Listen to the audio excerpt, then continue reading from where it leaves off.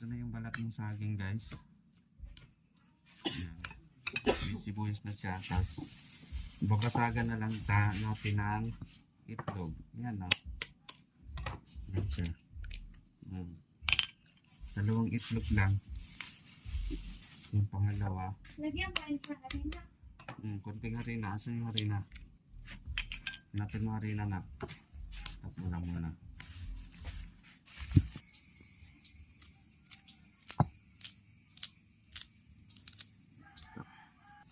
Lagyan kasing gamay. Cornstarch.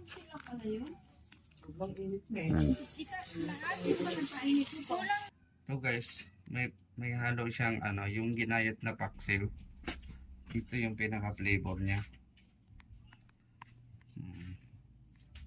Piraso lang na paksiw. Tapos yan.